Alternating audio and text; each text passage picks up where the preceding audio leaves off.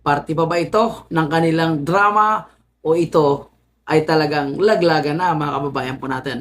Dahil ngayong araw lumabas nga po na kinasuhan na pala itong si Martin Romualdez sa Sandigan Bayan. Yung mga kaso na ipinal sa kanya ay plunder, direct bribery, graft, indirect bribery, and money laundering.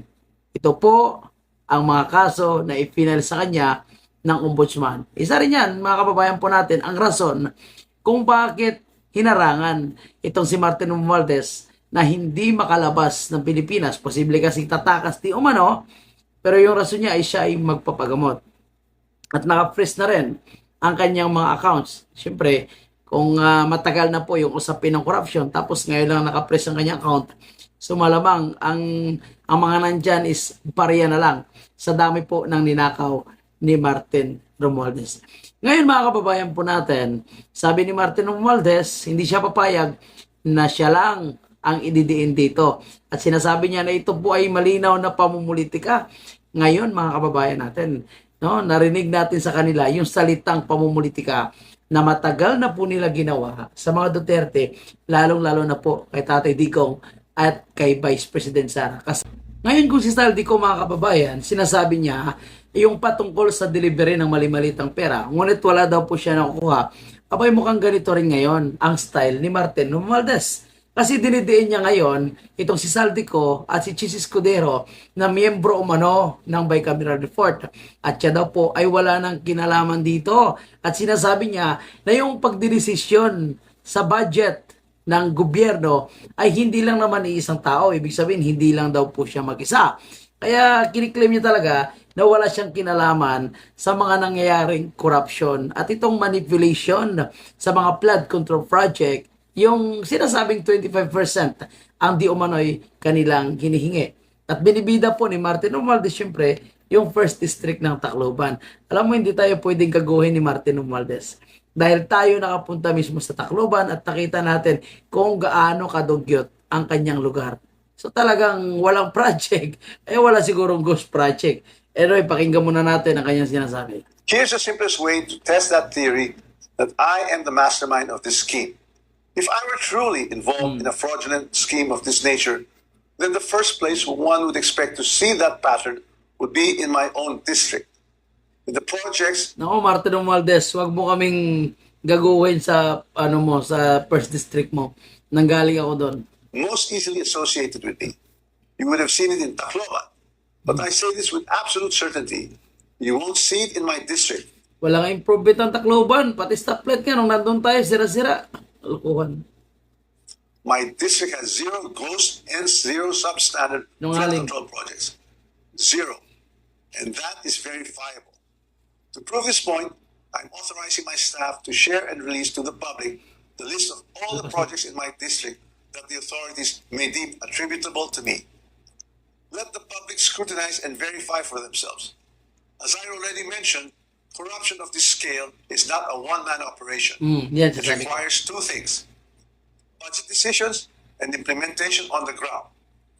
With respect to how the budget was deliberated in Congress, let me say this categorically.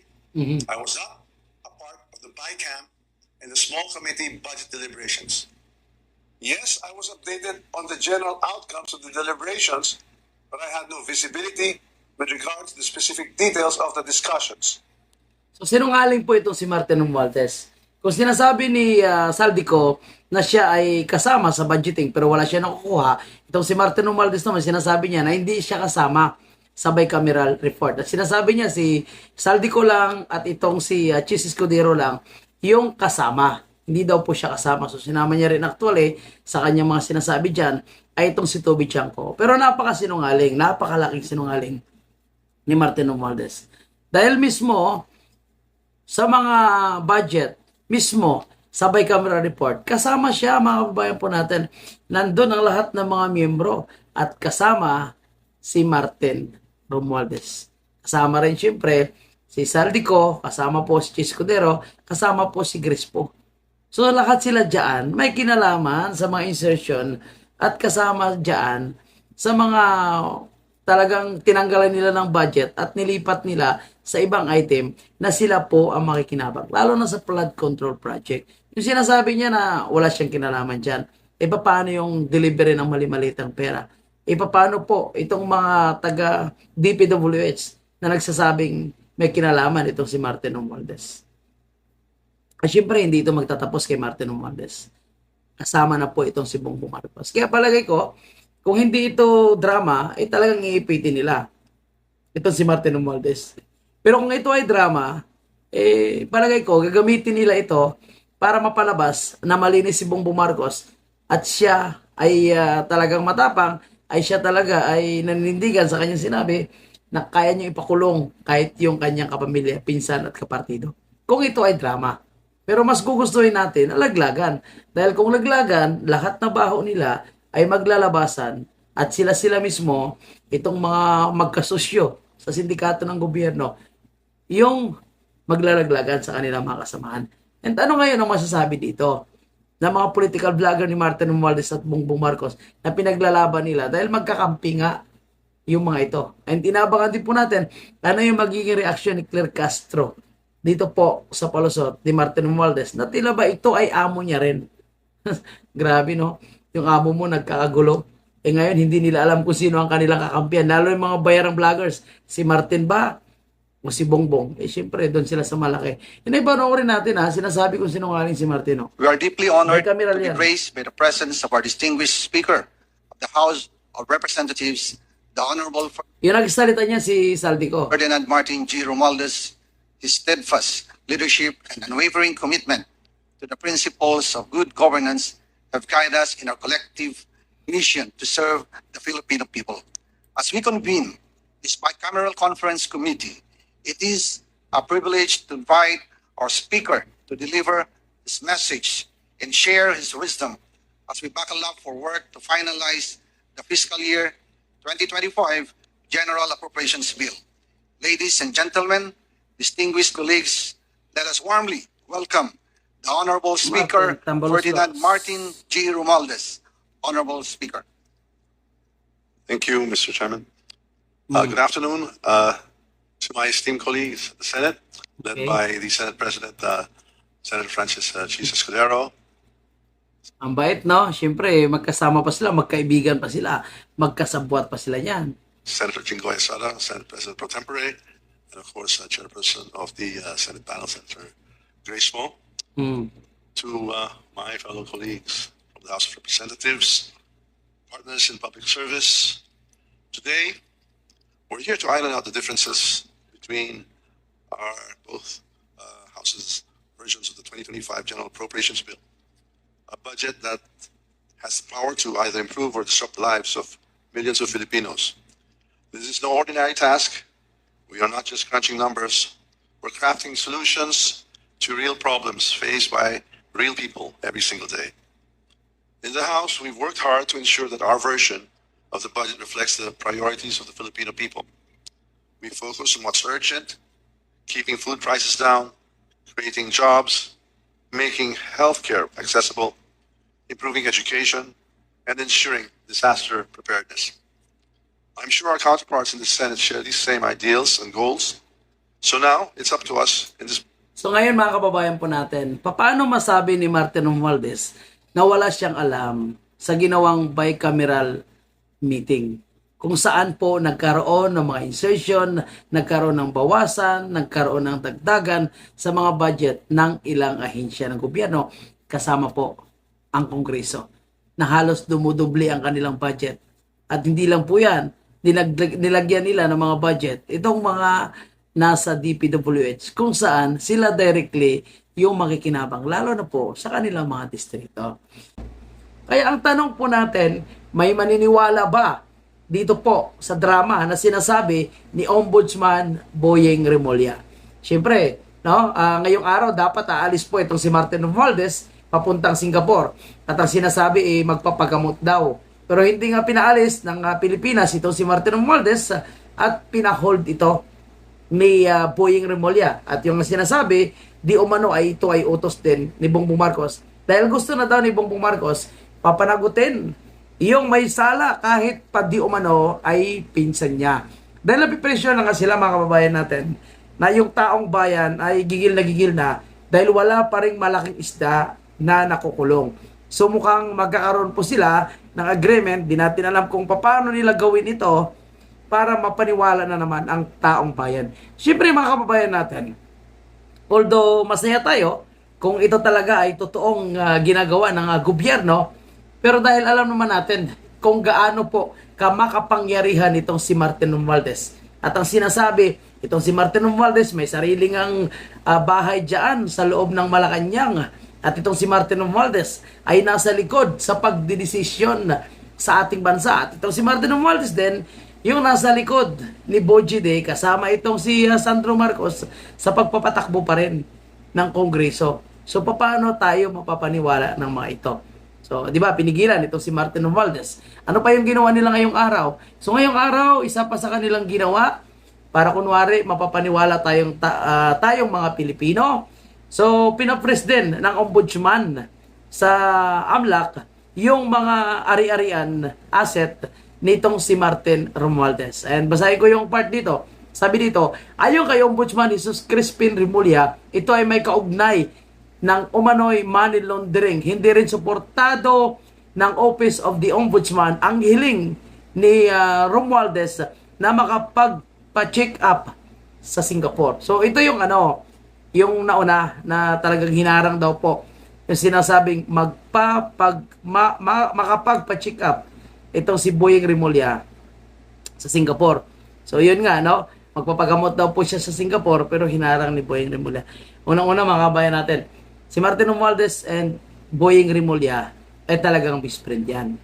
Alam naman natin kung paano nila ito pinoprotektahan.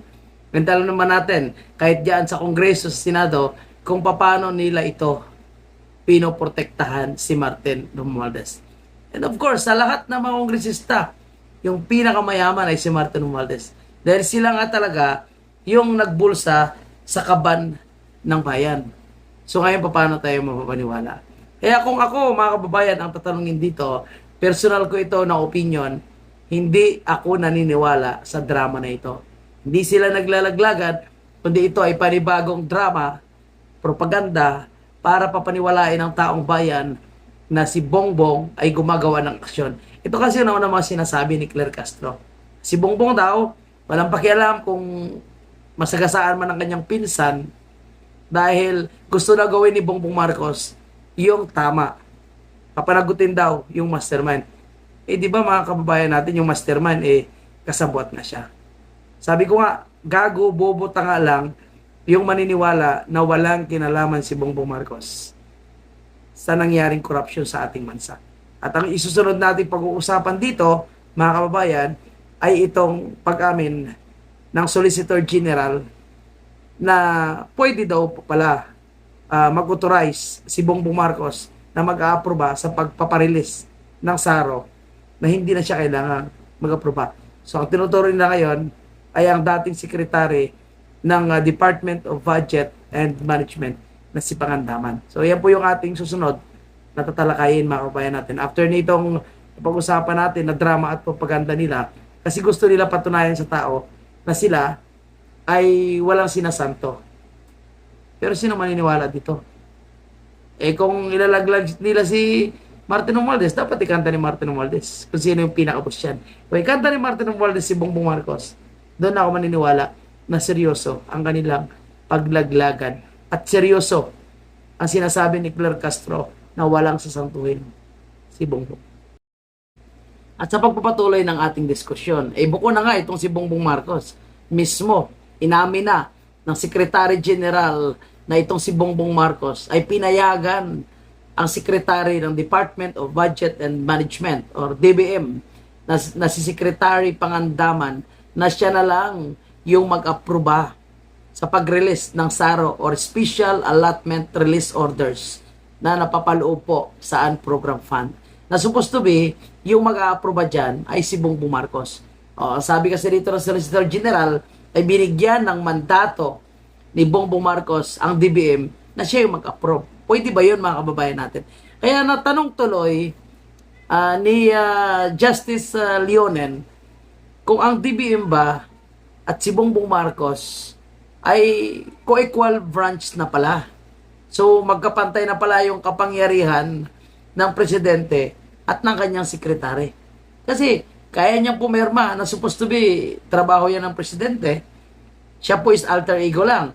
So hindi hindi siya dapat mag-aproba sa mga ganitong klaseng pagpipirmahan o aprobahan na ito ay trabaho ng presidente. At kung totoo na binigyan siya ng power ni Bongbong Marcos, nakikita natin ngayon, mga kababayan, na mukhang si Pangandaman yung ilalaglag. Mukhang si Pangandaman yung gagamitin nila to cover up yung unprogrammed fund at palabasin na walang alam si Bongbong Marcos sa paglabas ng mga saro. So, ito yung kanilang punto ngayon. Napilit pinagtatakpan ng Solicitor General. Pero syempre mga kababayan, ang impake Bongbong Marcos, talagang weak leader ka. Inutil ka. Diba? Napaka-inutil mo kung ang trabaho mo ay ipapatrabaho mo sa iyong cabinet secretary. So, tamad ka. Hindi ka karapat dapat na maging presidente kung ang trabaho mo ay pinapatrabaho mo lang sa iyong cabinet secretary. Napakadali lang naman, di ba? No, pipirma ka, no, titingnan mo kung may sobra ba yung pera ng gobyerno para pang tustos dito sa mga unprogrammed fund para ma-release itong special allotment. Tapos sasabihin mo dahil inaprubahan mo DBM secretary yung nag-aproba. So, anong kalukuhan ito mga kababayan po natin? At hindi rin tayo maniniwala kahit sabihin nating totoo, no? At inotel si Bongbong Marcos, hindi rin tayo maniniwala na gano'n na lang kadali na ipagkaloob ni Bongbong Marcos ang kapangyarihan niya sa sekretary ng Department of Budget and Management. Malinaw na itong Solgen, itong Secretary General, abogado ng gobyerno, ay nagsisinungaling at pinagtatakpan si Bongbong Marcos. Kaya kung impeachment ang pag-uusapan, ito talaga yung impeachable si Bongbong Marcos, hindi po si Vice President Sara. Na lahat ngayon ay ginagawa nila para maipa-impeach itong ating Vice Presidente. Kaya tuloy-tuloy nga yung ating panawagan sa Supreme Court. Araw-araw po tayo, no? Hanggat may opisina yung Supreme Court, nandyan po tayo sa harap ng Supreme Court upang mag-ingay.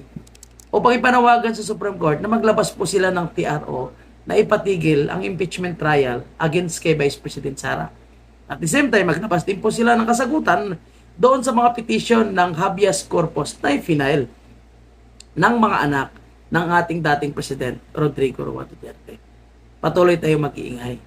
At yun nga, sinasabi natin sa Supreme Court, dapat panindigan nila yung pagiging Supreme nila, pagiging Supreme Court, kataas-taas ang hukuman ng Pilipinas at hindi po sila dapat nagpapasakop, nagpapatakot, nagpapasindak sa gobyerno na pinamumunuan ng sindikato, mga kababayan.